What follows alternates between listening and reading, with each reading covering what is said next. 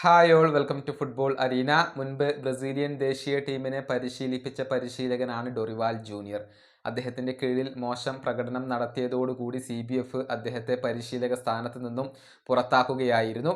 പിന്നീട് Brazilian വമ്പന്മാരായ കൊറിന്ത്യൻസിൻ്റെ പരിശീലകനായിക്കൊണ്ടാണ് Dorival junior ചുമതലയേറ്റത്. പക്ഷേ അദ്ദേഹത്തിന് കീഴിൽ കൊറിന്ത്യൻസും വളരെ ദയനീയമായ പ്രകടനമാണ് നടത്തുന്നത്. അതിൻ്റെ കണക്കുകൾ സോഫാസ്കോർ ബ്രസീൽ ഇപ്പോൾ പുറത്തുവിട്ടിട്ടുണ്ട്.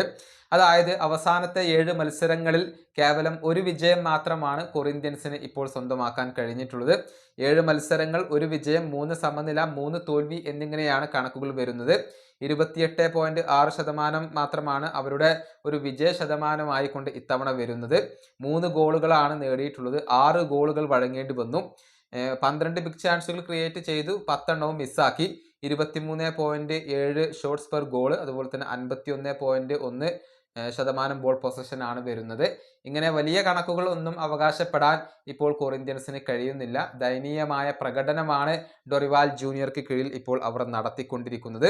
നിലവിൽ പോയിന്റ് പട്ടികയിൽ 10ാം സ്ഥാനത്താണ്. 15 മത്സരങ്ങളിൽ നിന്ന് 5 വിജയങ്ങൾ മാത്രമാണ് അവർക്ക് നേടാൻ കഴിഞ്ഞിട്ടുള്ളത്. 19 പോയിന്റാണ് അവർക്കുള്ളത്. നമുക്കറിയാം, മെംഫിസ് ഡീപേ ഉൾപ്പെടെയുള്ള ഒരു പിടി സൂപ്പർ താരങ്ങൾ കളിക്കുന്ന ക്ലബ്ബാണ് കൊറിന്ത്യൻസ്. ഈ വീഡിയോ അവസാനിപ്പിക്കുന്നു. അടുത്ത ടീം വീണ്ടും കാണാം.